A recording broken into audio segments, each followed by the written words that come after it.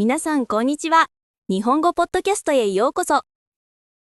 パーソナリティのあゆみです。ケンです。今日も聞いてくれてありがとうございます。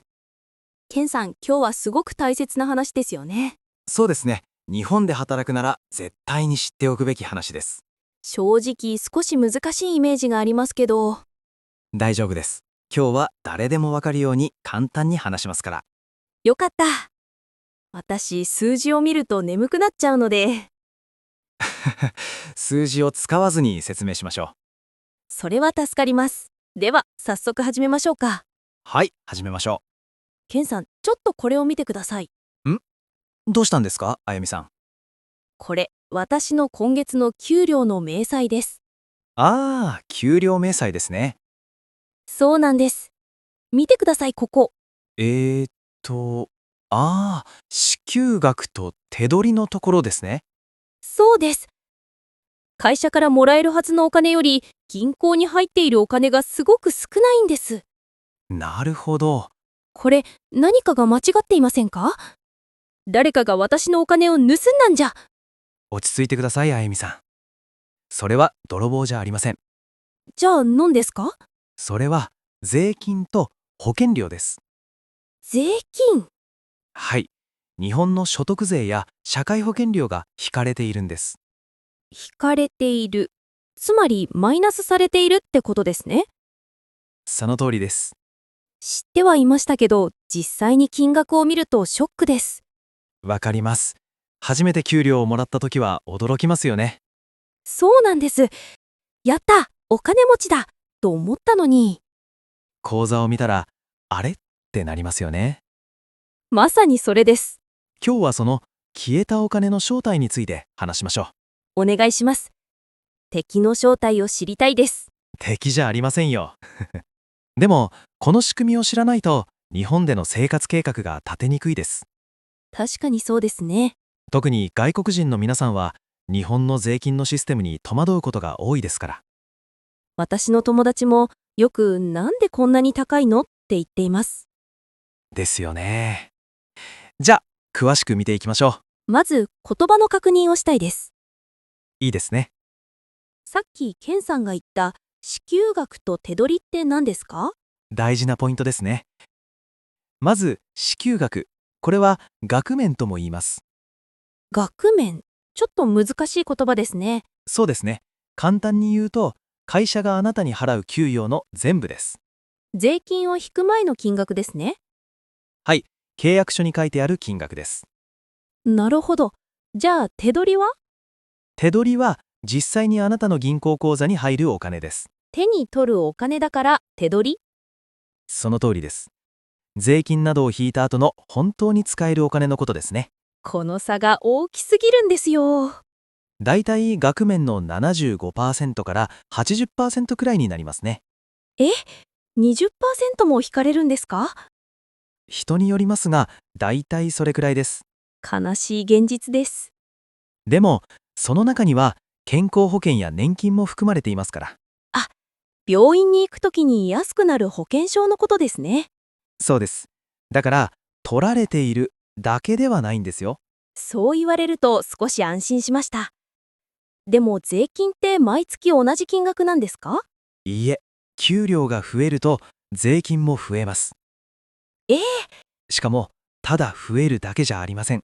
どういうことですか？稼げば稼ぐほど税金のパーセンテージが高くなるんです。えー、それって頑張って働いたのに損をするってことですか？損ではないですが、負担は大きくなります。なんだかやる気がなくなっちゃいそうです。これを累進課税と言います。累進課税。難しい言葉が出ました。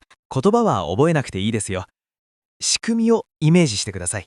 はい、イメージします。階段を想像してください。階段ですね。トントンと登る。最初の数段は高さが低くて登りやすいです。はい、楽ですね。でも上に行けば行くほど階段の段差が高くなっていきます。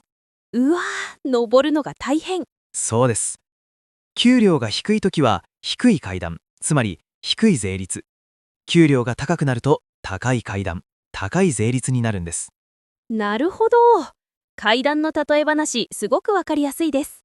お金持ちはより多く社会を支えてくださいというシステムですね。それなら納得です。たくさん稼げるようになったら、頑張って高い階段を登ります。素晴らしい考え方です。でも、あいみさん、もう一つ注意点があります。まだあるんですか？はい。実は、時間差で来る税金があるんです。時間差？後から来るってことですか？そうです。住民税です。ああ、聞いたことがあります。この住民税は、去年の給料に基づいて計算されます。去年。はい。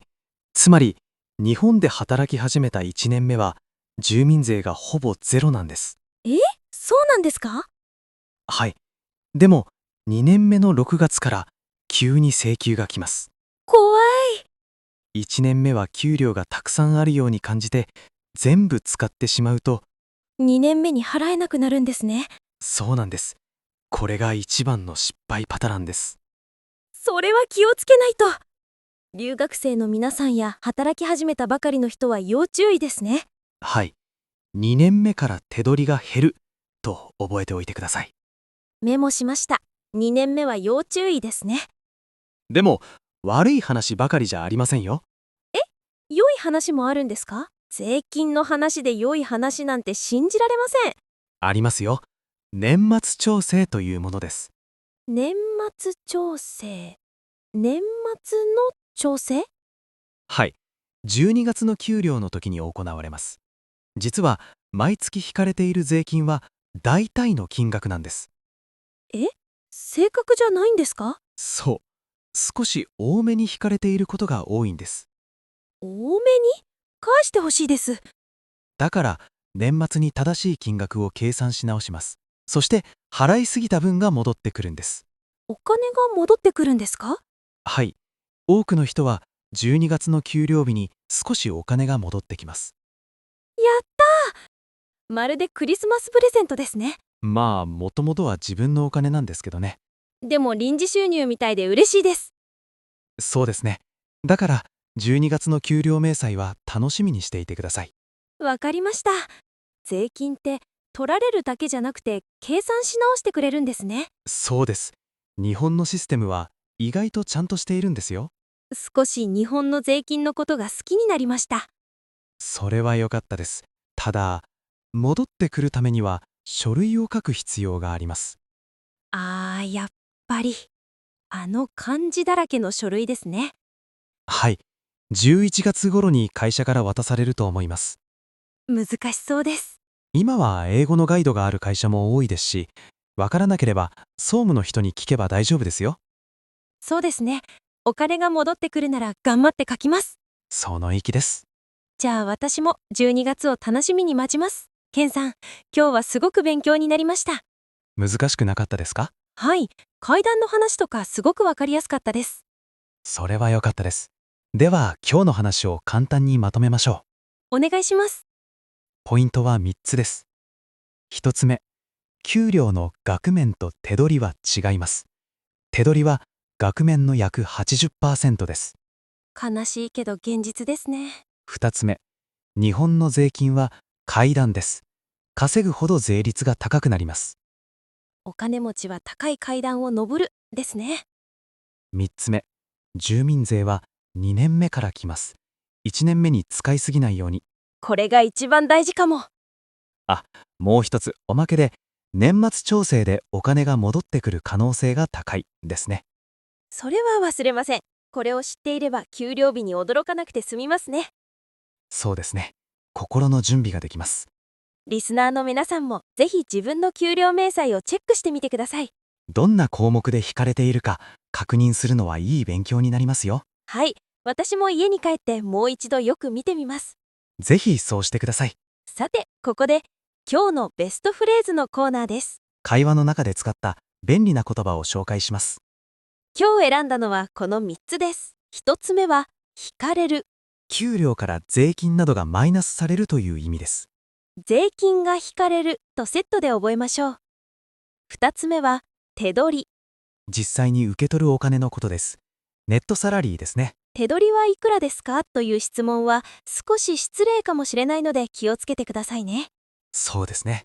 親しい人だけにしましょう。 3つ目は、戻ってくる。返金されるという意味です。年末調整でお金が戻ってくるはとても嬉しいフレーズです。この3つを覚えれば、税金の話についていけますよ。ぜひ使ってみてくださいね。ケンさん、今日はありがとうございました。こちらこそありがとうございました。最後にみんなに質問です。皆さんの国の税金は高いですか？それとも安いですか？日本と比べてどうなのか、ぜひコメントで教えてください。面白いシステムがあったら知りたいです。楽しみにしています。それではまた次回のポッドキャストでお会いしましょう。聞いてくれてありがとうございました。バイバイ。さようなら。